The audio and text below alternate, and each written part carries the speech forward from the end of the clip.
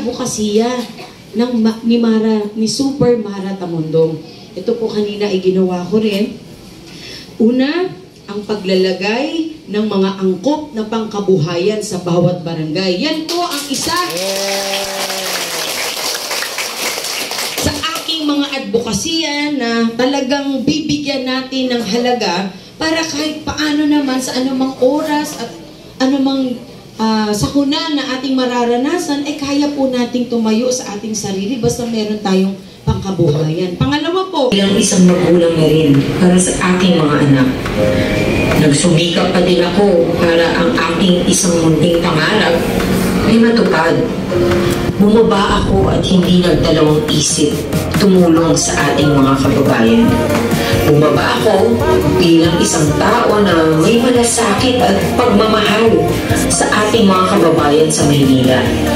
Tinignan ko ang sitwasyon ng mga kabataan, senior citizens, yung pagbibigay ko ng munting tulong para sa kanila, tulad ng pagbibigay ko ng pagkain, gamot, nabigay ako ng mga wheelchairs. At higit sa lahat, sinusuportahan ko na maibaba ang mga programa ng ating gobyerno para sa tao. Sapagkat naniniwala ako na kapag tayo ay nagtulungan, nagkaisa at nagmalasakit, ay siguradong magtatagumpay tayong lahat. Naniniwala ako na may pag-asa pa rin tayo, lalo na para sa Maynila. Kailangan lang natin magkaroon talaga ng tunay na pagtutulungan, magkakaisa, magkakaroon ng tunay na puso at pagmamalasakit para sa ating kapwa. At higit sa lahat, yung aksyon na ibibigay natin para masolusyonan ang ating mga suliranin. Kailangan natin siguraduhin ang magandang kinabukasan ng ating mga kababayang Manileño.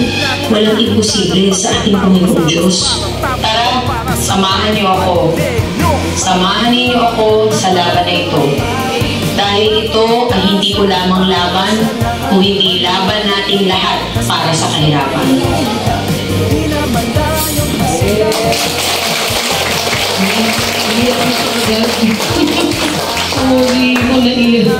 Pero yan po ay isang bagay na ipinagmamalaki ko po na maipakita sa inyong lahat na meron po tayong pinaglalaban. Ibig ko sabihin, hindi po ito labanan na para tayo ay mag-away-away.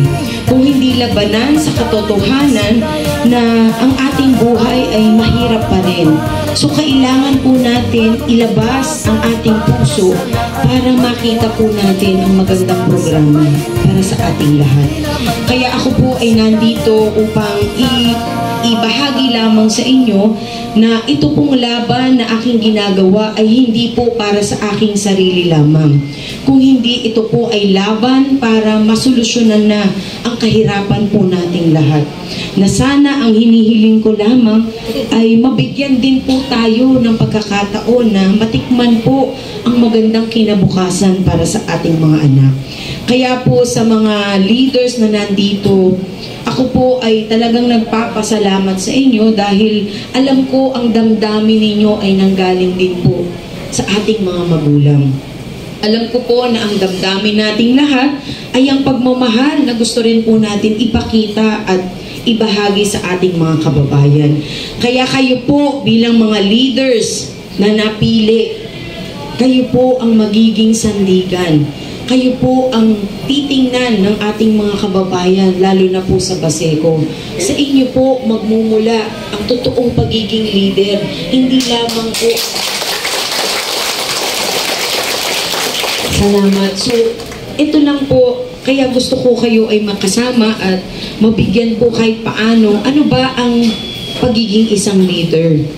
Kasi maraming leader po dyan. Leader sa kalokohan, leader sa kagandahan. So, may mga iba't ibang leader. Pero, saan po ba talaga tayo leader? Saan po ba tayo mag-uumpisa para magampanan po natin yung pagiging isang leader po natin? So, meron po akong ginawa. Actually, ito po ay ginawa ko lang kanina pagkagising ko kasi talagang medyo busy po ako. Ayan. Oo, ginawa ko po yan kanina para mabigyan lang po tayo ng kaunting kaalaman kung ano po ba yung masasabi natin na leader. Ayan. So, kanina po, pagising ko kaninang umaga, ako na po ang gumawa niyan. So, tinype ko na po kaagad, wala na pong oras mag-print. Pwede pa natin siyang palakihin para, ayan, mabasa ko lang. Babasahin ko po. Hindi naman ito lecture, pero ito po ay pagbabahagi lamang para magkaroon po tayo ng ganito pala ang maging isang leader. Ito pala yung ating tungkulin. So, ang leader ay dali nahirapan din. Nakisuyo lang po ako sa kanya actually po. Ang leader ay ang nangunguna at namamahala sa kanyang nasasakupan. Ito man ay maliit o malaking grupo. Ang leader ay dapat magkaroon ng magandang halimbawa sa kanyang mga nasasakupan at dapat na kapag may isinusulong na mga patakaran, batas at simulain ay siya mismo ang nangunguna upang maisabuhay ang mga ito. So baka meron pong gustong magpaliwanag kung ano po ang ibig sabihin. Kahit maikling-maikli lamang po. Para at least alam ko lang po kung ano po yung pananaw para sa inyo po. Sino po ang gustong sumagot? Kahit na ano pong sagot, basta ito ay opinion po mula sa inyo. Kayo po na baka gusto niyo magbigay ng kaunting, yung pangunawa niyo lamang po sa aking binigyan ng kahulugan yung pagiging isang leader. Kayo po tayo. Kahit hindi nyo na itaas yung kamay para hindi na makita yung kinikilig. Joke lang. Ibig sabihin po nito, sa leader, doon po mag-uumpisa yung magandang halimbawa na pwede nating ipakita. Ano pong pangalan nyo? Arlene. Ayan. So Arlene, nabasa natin kung anong ibig sabihin ng leader. Para sa'yo, ano ba ang ibig sabihin ng pagiging isang leader? Ang una-una po kailangan maging tapat ka sa mga hinahawakan ng tao. Ayan. Okay, very good. Maraming salamat. So, para sa pagiging matapat, mag-uumpisa po yun sa atin at susundan po ng ating mga kasamahan. So, ang pagiging leader ay sa kanya mag-uumpisa ang lahat ng halimbawa na maganda na maibibigay po natin sa ating mga nasasakupan o ating mga kasamahan. So, yung pangalawang, ayan. Thank you thank you. Inabala ko pa kayo. Ayan. So, ito naman daw, ano po ba yung katangian ng mahusay na leader? Ano po ba yung katangian? So, syempre, baka iba-iba naman tayo ng mga talent, iba-iba naman po yung ating katangian. Pero, isummarize po natin na yung katangian po ng pagiging isang leader ng Mara Tamundong supporters ay may takot sa Diyos, may takot kay Allah. Pangalawa po, dapat mayroong tayong puso at pagmamalasakit. Pangatlo, handang maglingkod sa anumang oras at anumang panahon. Pang-apat, mababa ang loob para sa lahat. Mahalaga po yan dahil ang pagiging mababa ang loob ay ang paglapit po natin sa lahat ng antas ng buhay ng tao. Mayroon man po tayo o wala, pero kapag mababa ang ating kalooban, madali po tayong abutin ng ating mga kababayan. Yan po yung mga katangian. Ayan, salamat. Ang galing ko ba? Naisip ko kaagad pag-isip. Maraming salamat. So nakita na natin kung ano yung dapat na katangian po ng isang leader. Siyempre, kung ikaw ay mapagmahal, maganda pa, masipag pa. So mga additional po ng mga katangian ay puro mga positibo na pwede po nating magawa sa ating kapwa. Ayan yung pangatlo po. So nakita na natin ano ang ibig sabihin ng leader. Ano ba yung katangian ng pagiging isang leader. So syempre, kapag nandun ka na, alam mo na kung paano maging leader, alam mo na yung katangian mo, ang tanong po, ano ba yung pinaglalaban po natin dito? Ano ba yung pinaglalaban natin? Baka naman langaw lang yan, o daga, o ipis na maalis sa bahay. Ano ba yung advokasya ni Super Mara Tamundong? Ito po kanina ay ginawa ko rin. Una, ang paglalagay ng mga angkop na pangkabuhayan sa bawat barangay. Yan po ang isa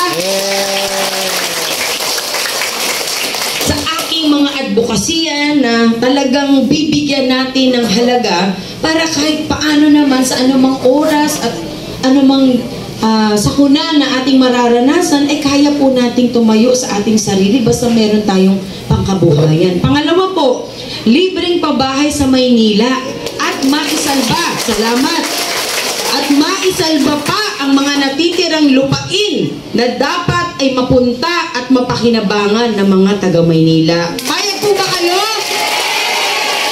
E baka naman tayo magkakaroon nga ng pabahay ng barangay, wala naman palang lupain na maiiwan. Doon pala tayo sa Skyway o kung saang tulay na lang, ano po. So, isalba po natin kung ano po yung mayroon pang natitira. Sapagkat ito po ang magsasabi na tayo po ay isang Manileño talaga. Kasi kung isa kang Manileño, ibig sabihin, mayroon kang sariling lugar.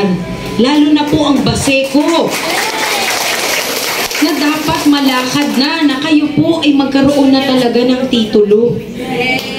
Yun lamang po,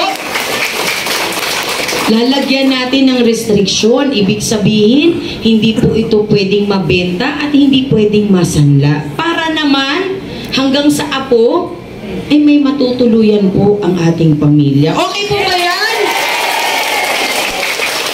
Ang pangatlo, syempre, dagdag benepisyo sa mga senior citizen na 2,000 kada buwan. Ayan ang masarap. Pag naging senior ka na, at least, hindi 100, kundi 1,000 ang matatanggap ng mga senior citizen. Yay! Sister Tony nyo, yay! Joke lang. At ang pang-apat na advokasya ko, at advokasya na rin po nating lahat, libreng gamot sa mga senior citizen at may sakit. At masiguro na lahat ng barangay sa buong Maynila ay magkaroon ng barangay health center. Saan tayo pupunta kung wala tayong health center? Ano po? Siyempre, dapat paunlarin po natin at dagdagan pa ng mga gamit na talagang makakatulong po para sa atin. Paglalagay ng mga disenteng burulan sa bawat barangay na libre! Hindi naman pwedeng pagkakitaan dahil libre. Ito po ay bilang pagtulong natin, lalo na po dun sa walang-wala talaga, na at least man lang po sa dulo ng kanyang buhay, talaga naman nabigyan din siya ng maayos na burol at desente po. Asan na ba ako? Pang-anim, pagbibigay po natin ng financial allowances para sa mga scholars. Aba, ang dami yata ang Pilipino na matatalino at very talented. At least, dito po, mas lalo natin mabibigyan ng maudyukan po natin na yung mga kabataan ay mag-aral maigi po. Pang-pito, paglalaan ng mga makabagong programa na makakatulong para sa mga pampublikong eskwelahan at pampublikong ospital para sa tunay na pag-unlad ng syudad ng Maynila. Wala na nga tayong ospital ngayon, ano po? Kaya dapat tutukan po natin na yan ay magkaroon ng mga programa, lalo na po sa mga public schools. Syempre, yung mga anak po natin, makikinabang po dyan. Lalo na po yung mga magulang na nagsisikap mapag-aral ang kanilang anak. At least man lang po sa paraan na mapag-aral natin sila, alam natin na kahit paano, sila po ay kayang lumaban sa buhay. Na sila po ay makakasurvive dahil ang kanilang edukasyon ang pwede nila pong ipanglaban at ipagmalaki. Yan po ang kaligayahan ng mga magulang na mapagtapos ng pag-aaral ang kanilang mga anak. Pangwalo na po tayo. Ito po para sa mga mag-aaral pa rin. Libreng wifi para sa mga mag-aaral. Para naman si nanay, si tatay, di naman buwasan yung pang-budget sa pagkain. Nakakahingi, Nay, internet, gagawa akong assignment. Nay, kailangan ko mag-print, pero walang internet. So at least man lang po, kahit na maliit na halaga, pag inipon po ito, malaking bagay po na pandagdag pagkain ng pamilya. At ang pangsyam, dagdag benepisyo para sa mga barangay officials kasama ang mga tanod. Dahil napansin ko, ang mga tanod ay pumapayat. Ang mga tanod na lumalaki ang eyebrow pero parang nanghihina sa gabi. Parang sila ay hindi natanod, multo sa gabi. Dahil sabi ko, nung minsan pumunta po ako sa ibang barangay, kasi pag may burol, papasyal ako, nagmamadali pa. Ma'am, ako yung tanod. Nagulat ako sa akala ko may sakit na malapit sa akin. Yung pala, pasensya na po kayo Kaya lang, naawa ako kasi parang, dahil kumain ka na, pasigurado ka ba tayo kaya mo magbantay dito ng hanggang madaling araw? Kasi nga po, wala silang budget. Wala man lang maibigay po kahit paano na at least man lang yung paghihirap po nila na mabigyan ng security o seguridad ang ating barangay, ang ating komunidad, at least man lang bumalakas sila. Paglalabas ng bahay, makikisig. At ang hawak sa baston talagang madiin. Hindi yung naglalakad na, ma'am, ako po yung tanod pero nahihilo po ako ngayon, kaya saan po ba kayo pupunta? So, kailangan, yung mga maglilingkod talaga sa barangay hanggang sa baba, kailangan bigyan po natin ng pansin yan. Dahil yan din po ay nagugutom. Yan din po ay tao. Yan din po ay nauuhaw. Ano po? So, ibig sabihin, yung mga malulusog katulad ko, magtanod na lang tayo. Para kumayat. Ito po yung pang-sampu. Para sa mga ex-chairman naman po na nagretiro na sa kanila serbisyo, ay mabigyan sila ng item o pagkakakitaan sa syudad ng Maynila. Kasi karamihan po, Kasi karamihan po na naglingkod. For example, ang chairman naglingkod ng 10 years, 20 years, 30 years. Pagkatapos ni chairman maglingkod, magpakakuba, tumandaan na siya. Aba, wala na pumapansin sa barangay. Kasi wala na siyang power, wala na siyang authority. At least man lang po, dun sa serbisyong ibinigay po niya para sa inyo na makapaglingkod, ay mabigyan pa rin siya ng pagkakataon na kumita para naman ang kanyang pamilya ay matulungan niya pa rin po. Although hindi tayo mga barangay chairman dito, pero bigyan pa rin natin po ng damdamin yung mga taong naglingkod para sa atin. Kasi hindi naman po biro na pasanin din at talagang akayin mo ang lahat ng problema ng iyong kababayan. At least man lang, ito na lang po yung reward na mabibigay natin sa kanila. Sabi ng mga iba, ma'am, paano yung mga chairman na hindi sa'yo? Joke lang. Sa programa, wala po tayong pipiliin. Lahat po tayo kailangan makinabang. Tanggalin na po natin yung politika pagdating sa programa. Kasi lahat po tayo ay may karapatan para tayo ay ituring na tama at ituring tayo talagang tao. So okay po ba sa inyo itong ating advokasya? Yay!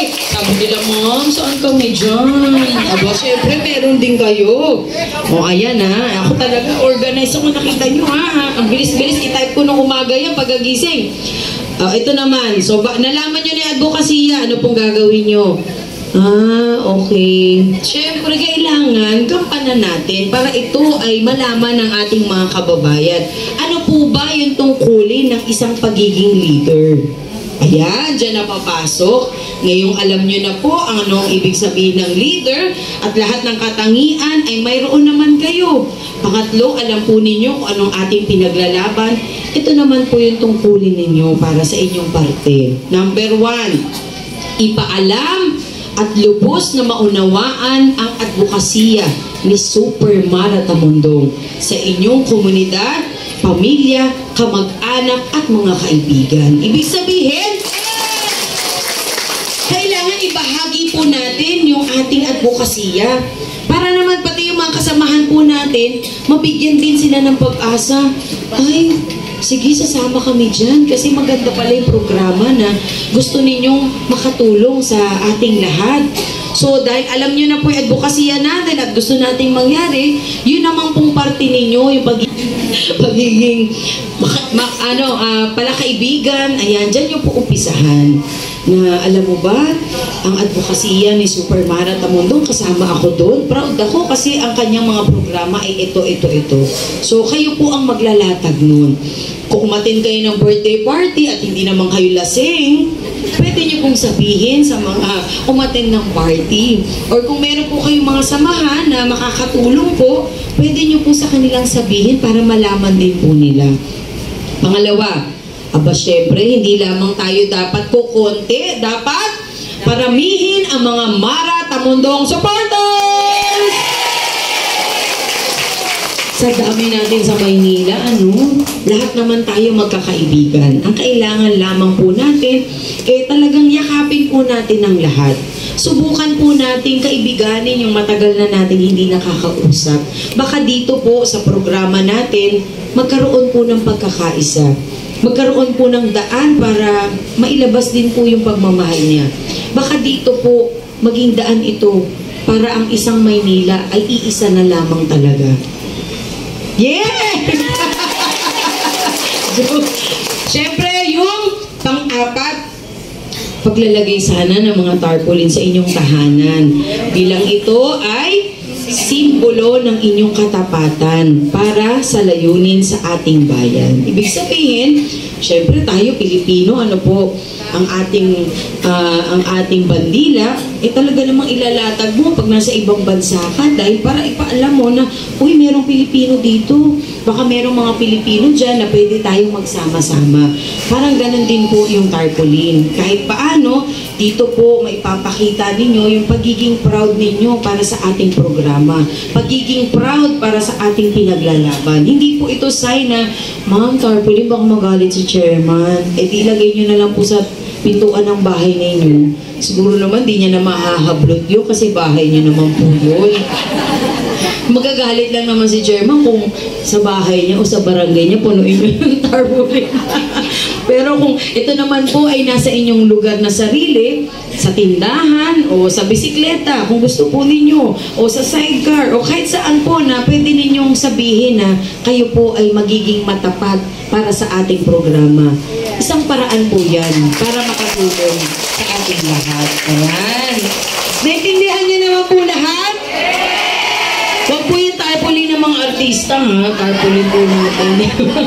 Ayan, so yung huli, ito syempre yung pinakamahalaga sa lahat. Aba, ma'am, nagawa na namin lahat. Ano po mangyayari sa amin, ma'am? Aba, syempre, very good ka. Congratulations. Syempre, ano po ba ang benepisyo ng isang Mara Tamundong supporters? So, kinakabahan kayo. Kinakabahan. Number 1, ang pagbibigay natin ng mga pangkabuhayan sa bawat leader na makakatulong sa kanilang barangay. Tinda at gusto mong dagdagan yung inyong paninda, malaking bagay na po yan. Doon po natin umpisahan para unti-unti maramdaman natin na ito pala yung resulta ng aking pagtatrabaho. Pangalawa po, pagkakaroon ng posisyon sa oras ng panunungkulan ni Super Mara Tamundong.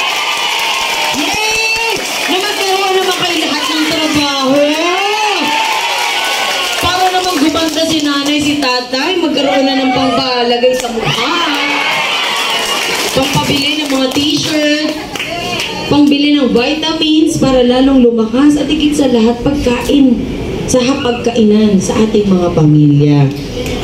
At syempre, pangatlo, maraming oportunidad na po ang maibibigay para maipatupad ang mga programa. Hindi lamang sila, kundi kayo po ay kabilang sa mga programa na ating ibababa! O diba, ang sarap-sarap ng pakiramdam na ito po ay makakanta natin kung tayo po ay magkakaisa, sapagkat wala naman pong imposible. Kung nakita niyo po ang aking video, ako po ay lumaki sa San Andres, Bukid, Maynila. Minsan na po ako naging batang kalsada, ibig sabihin naglalaro, nasusugatan, nadadapa. Minsan ko na rin po nasaksihan ang buhay ng mga kababayan natin. Para sa akin, ito po ang naging daan para ako ay magsikap. Pero yung pagsisikap po na ginawa ko ay nasa tamang daan para makatulong. Kaya sana ito rin po ang inyong hangarin na kayo po ay higit na makatulong, hindi lamang para sa ating mga sarili. Kung hindi, makita po natin yung mga anak natin na sila ay magkaroon talaga po ng kinabukasan. Alam po ninyo, isa lang ang buhay natin. Minsan lang po tayo mabubuhay sa mundo. Ang iisipin po natin palagi ay yung maiiwanan po natin dito. Paano po yung mga anak natin kung hindi po natin ipaglalaban at gagawing tama ang daanan nila para sila naman po ay magkaroon din ng security talaga sa buhay. Minsan na pong nanganib ang aking buhay nung ako po ay naaksidente sa riles ng tren na hindi ko po inakala na ako po ay mabubuhay pa. Nung naaksidente po ako sa tren, talagang sirang-sira po yung kalahati ng sasakyan. Ako po ay nasa unahan nakaupo. Pero sa milagro po ng Diyos, sa milagro ng Panginoong Diyos, ako po ay nakaligtas. Hindi man lang po ako nasugatan, hindi man lang nauntog ang aking ulo. Hindi man lang po ako nagalaw sa loob ng sasakyan. At nung binuksan ko po ang bintana, merong isang senior citizen na lumapit po sa akin at may daladalang 2 bote ng tubig na bottled water po. So nung lumalapit siya sa akin, talaga naghihikahos siya na parang gustong-gusto na niya iabot yung tubig kasi nag-aalala siya na baka may nangyari po sa akin sa loob ng sasakyan. Pero nung binuksan ko po yung bintana at nakita niya, alam po ninyo kung anong sinabi ng senior? Napakaswerte mo, Iha. Ngayon lang ako nakasaksi ng aksidente na hindi namatay. Kumbaga, ipinakita po sa akin ng Panginoon na mayroong milagro, na nandyan po siya sa lahat ng oras, na hindi po siya nawawala kung hindi binabantayan po tayo at ginagabayan sa araw-araw. Kaya po, doon ko naintindihan na ito palang aking ginagawa ay may magandang dahilan. Pangalawang buhay ko na po ito. Kaya ang gusto ko lamang ay makatulong po sa ating mga kababayan. Kasi marami pong nagtatanong sa akin na bakit mo ba ito ginagawa? Ang mga kalaban mo, mga siraulo, mga halimaw, sorry. Ang kalaban mo dito, baka hindi mo kayanin. Meron po bang imposible sa Panginoon? Meron po bang imposible kay Allah? Wala po. Lahat po ay pwede. Lahat po ay posible. Basta ikaw ay manalangin at talagang iparamdam mo na ikaw ay magpapakatotoo at maglilingkod talaga. Kaya po itong pangalawang buhay ko ang siyang naging dahilan. Kaya ako po talaga ay bumababa. Sana po malaman ninyo na ito po ay isang pagtulong. Pero dahil nga po sa mga tao na gusto rin pong ipanawagan na ako po ay tumakbo talaga. Kaya ko lang po talaga na pag-isipan, nagkampanan po yung tungkulin na ibinigay sa akin ng mga tao po na nagtiwala sa akin. Kaya sana po, dahil sa inyong marating po natin yung City Hall. Yung talaga City Hall natin. Wala naman tayo pumuntahan din talaga po eh. Sana maranasan nyo pong makarating sa City Hall. Laang maglilingkod ay bubuksan ang pintuan para sa inyong lahat. Yes! Ito pa. Hindi yung palapit ka pa lang, sinasarado na. Palapit ka pa lang, may dahilan na kaagad. Joke lang. Palapit ka pa lang, ay, wala.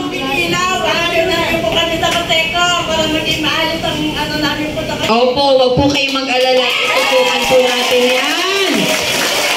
Aba, syempre, kaso na kaya hindi ko sasabihin kung anong tulong ko na detalyado, baka gayahin. Madaling manggaya, pero ang tanong, kung gagawin ba talaga? Ito po ang kauna-unahan na ako po ang nagsalita para sa aking programa.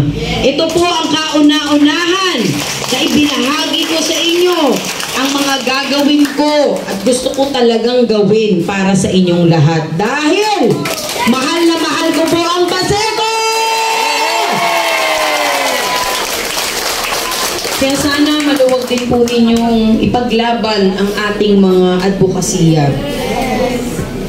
So at least man lang po matulungan ko kayo. Kaya niyo po ba? O baka pag tinakot kayo, nagtago na kayo niyan. Naniniwala naman po ako sa inyo dahil yung pagpunta nyo nga lang dito, ba? Ang lalakas ng loob nyo, nakapula kayo. Nalaman sa barangay kung saan kayo pupunta. Ano sabi po sa barangay? Oy, saan kayo pupunta? Saan? Anong meron? Anong meron sa inyo? Ano ba sabi? Tama po, ano? Ang sagot nyo naman, masama ba magpula? Masama bang lumabas kahit paano maliba? Anong dinahilan nyo? Yes, yes, yes! Ano po dinahilan nyo nung tinanong po kayo? Ha? Birthday! Birthday! Natawa tuloy ako doon. Eh, paano ngayon? Makikita kayo sa video, hindi pala birthday. Sabihin nyo na lang araw-araw birthday ni Super Marata Mundo. Eh, kung gusto nila, mag-join sila, magpula rin sila. No? Pero,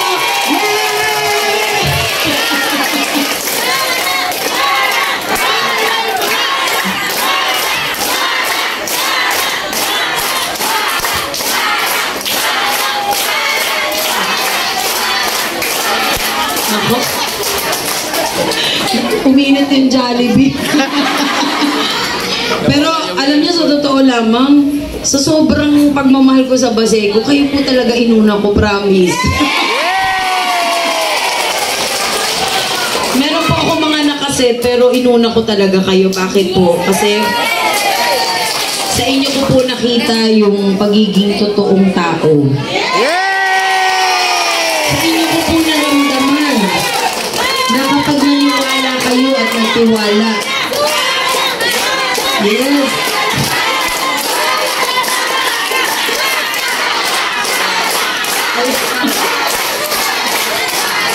Sa inyo ko po nakita na kapag kayo ay nagbigay ng tiwala at pagmamahal ay talagang ipaglalaban ninyo. Ganyan din po ang gagawin ko sa mga taga-Baseco! Kaya maraming salamat. Kung meron po kayong katanungan o merong gustong ibahagi, itong mga kayong dalawa, gusto niyo magbahagi, at least salita po. Pagkakataon niyo na to. Alam po ninyo, biglaan lang po ito. Kaya nga po, dalawang vloggers lang ang kasama po kasi hindi ko nakala. Ayan. O, so magsalita kayong dalawa dahil kailangan malaman din yung paghihirap ninyo at yung mga nandiyan sa likuran. Kaya po, sino gusto magsalita? Sino po yung pwede magsalita dyan na Sino gusto magsalita sa inyo? Yung leader. Sino pa po? Sino pa po? Yung leader dito. unahin na po natin? Sige po. Magandang hapon po sa lahat. Siguro yung iba nakakakilala na sa akin. Ako po yung makulit. Ma'am, ang pagiging isang leader, hindi yan pinupwersa. Ang pagiging isang leader ay yung kaya niyang dalhin yung tao para sa nila. Para kay Ma'am Amara na dapat may pakumbaba, pagmamahal, at isa sa lahat, unahin muna natin ang pagdarasal bago tayo kumilos. Kasi hanggat naniniwala tayo na ang Diyos ay nasa taas at tayo ay nasa ibaba, Siya ang magdadala sa atin kung saan tayo pupunta. At kung papaano tayo isisigaw na ituloy mo na, Mara Tamundong.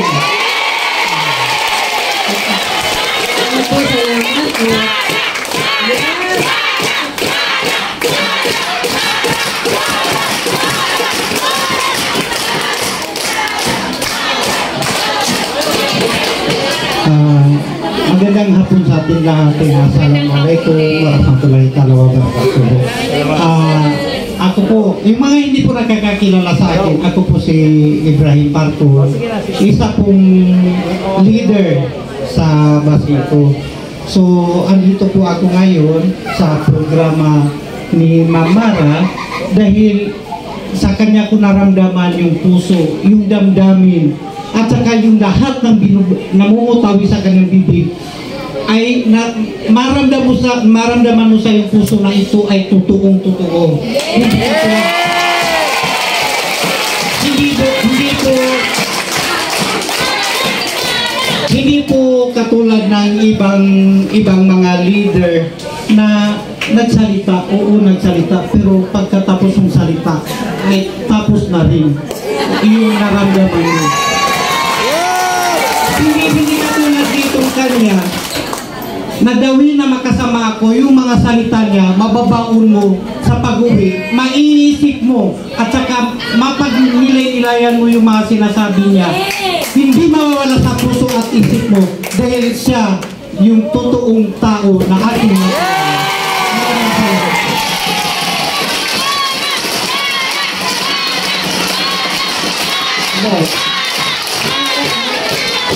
Pwede ba pag isang bagsak, pang may Mara, tapos 10 bagsak para kay Mara Tamdon?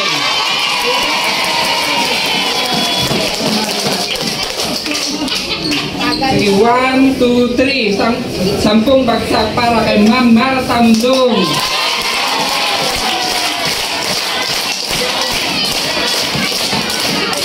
Ako isang leader, ako ni Ma'am Mara, isang bilang leader na talagang sinusuporta ni Ma'am Mara sa Basico. Mula magkagawad po ako, siya po ang sinusuporta sa akin. Kaya kailangan talaga i-ano natin si Ma'am Mara bilang mayor ng Basico. Suporta po sa inyo po. Dapat po i-ano natin, ilog-log po natin si Ma'am Mara bilang mayor ng Maynila.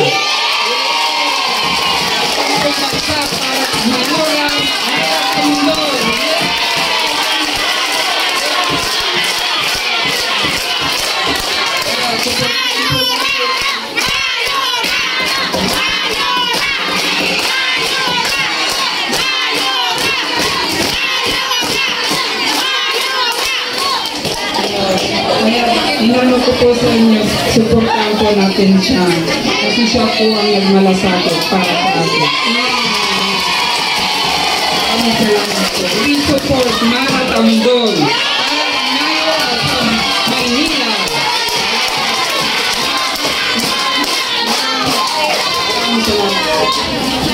Thank you so much. Aba, talaga namang parang nalundag yung puso ko, parang nalaglag. Sa sobrang kaligayahan. Ito po ay isang kaligayahan lamang na gusto ko talaga maramdaman natin. Ano po, sa tagal ng panahon, medyo tumagal ang panahon bago ulit natin naramdaman yung pag-asa. Huwag na po natin sigurong sabihin kung ano po yung mga mali ng iba. Pero ang dapat po ay gawin natin maayos at tama para sa ating lahat. Di ba, Tay? So yung mga nandyan po sa loob, maraming salamat. Hello.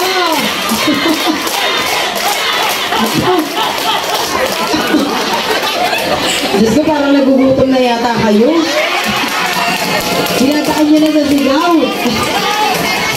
Alam nyo, Jollibee, baka nila kapabalik. Gutom na ba kayo? Kasi may ano na natin yung pagkain, kumain muna po tayo. Hindi pa daw, ma'am. Meron pang gustong magbahagi sa inyo ng experience o baka may gusto kayong mensahe sa akin na pwede kong baunin para sa araw-araw na ipaglalaban po natin itong araw. Ikaw? Bawal pala to, bawal. Baka meron po, ay, alam po ninyo, kung ano po yung tiwala na ibinibigay nyo sa akin, 100 times pa ang tiwala na ibibigay ko po sa inyo.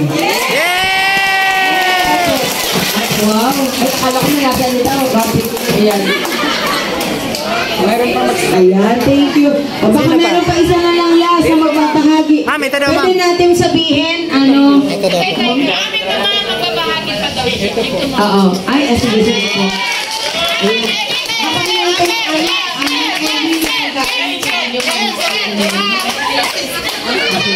ito, sige. Last na, okay.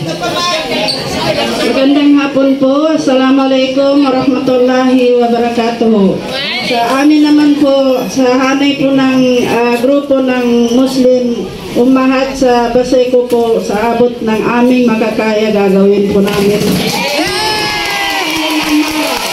Gagawin po namin para makaupo ka sa sityon.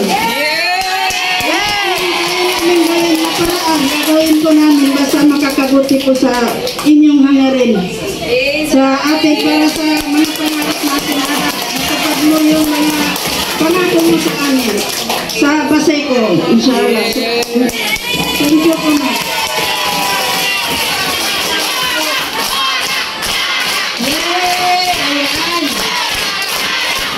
Ako baka lumaki ako nito. Bakit umangkat ako bigla? Ayan, bigay gagalitan para kumangkat ako. Sabagay, maliliit din naman sila no? Wala naman sila ipagmamalaki rin sa akin. Para parehas lang ng height. Pero anyway, unang-una sa lahat, gusto kong sabihin sa inyo na kung po pwede lamang po bilang isang leader ng ating Facebook account na Mara Tamundong Supporters ay inyo pong i-like and share. Para po, at least, pagkailangan na po natin talaga na magkaroon ng mga activities, updated po kayo, makakasama po kayo. Ito po yung Super Mara Tamundong po na Facebook. Sandali po Ayan, meron din kayo yan, diba tao? So, ito po yung aking account. Ayan, Super Mara Tamundong. Super Mara Tamundong po. So, kung pwede po, i-like and share po ninyo dahil dito po, lalo na, talagang bababa na po ako sa araw-araw. Makikita po ninyo dito yung mga activities at mga updates. Anyway, magkikita at magkikita naman po tayo dahil pag bumaba ako sa Baseco, makakasama ko po kayo. Pangalawa, meron din Super Mara Tamundong po. Super Mara Tamundong. Ayun po, search natin. Ayun po. Ayan. Pakita niyo po, mother. Yan, tama po.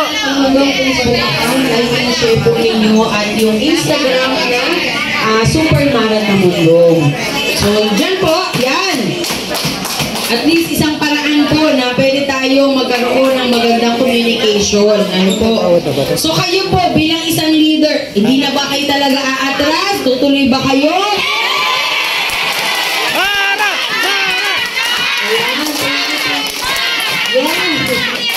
So, syempre, para pagpapatunay lamang po yan na tayo po ay nagkakaisa, bali, magkakaroon po tayo ng oath-taking ngayon para kayo po ay bilang isang leader na at least man lang ito po yung magbubuklod po sa atin na patunay na tayo po ay nagkaisa ngayong araw nito.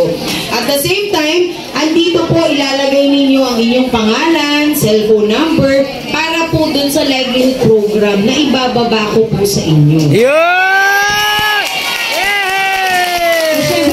Kayo mapapalitan kung hindi ko po malalaman ng inyong mga pangalan.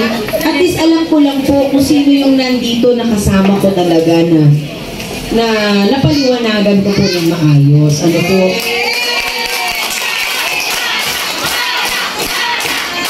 Ayan. Tulungan na lang natin si Mr. para magbigay din po dyan. Ito naman po, after ninyo, ibabalik nyo po sa akin. Para yung mga programa po, alam ko po kung sino ang bababaan mo.